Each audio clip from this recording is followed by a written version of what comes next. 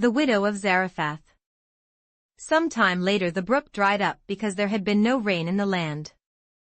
Then the word of the Lord came to him. Go at once to Zarephath of Sidon and stay there. I have commanded a widow in that place to supply you with food. So he went to Zarephath. When he came to the town gate, a widow was there gathering sticks. He called to her and asked, Would you bring me a little water in a jar so I may have a drink? As she was going to get it, he called, And bring me, please, a piece of bread. As surely as the Lord your God lives, she replied, I don't have any bread, only a handful of flour in a jar and a little oil in a jug. I am gathering a few sticks to take home and make a meal for myself and my son, that we may eat it and die. Elijah said to her, Don't be afraid. Go home and do as you have said. But first make a small cake of bread for me from what you have and bring it to me, and then make something for yourself and your son.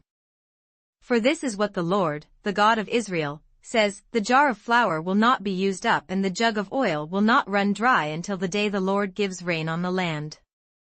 She went away and did as Elijah had told her. So there was food every day for Elijah and for the woman and her family. For the jar of flour was not used up and the jug of oil did not run dry, in keeping with the word of the Lord spoken by Elijah.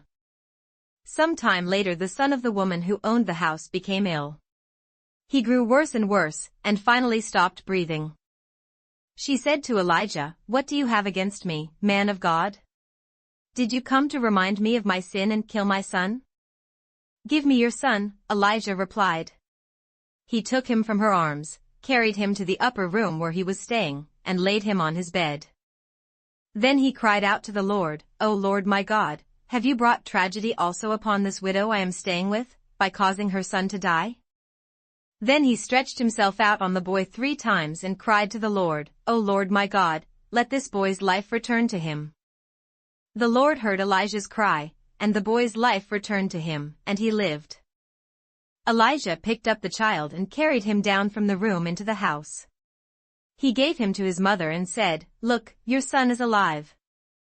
Then the woman said to Elijah, Now I know that you are a man of God and that the word of the Lord from your mouth is the truth.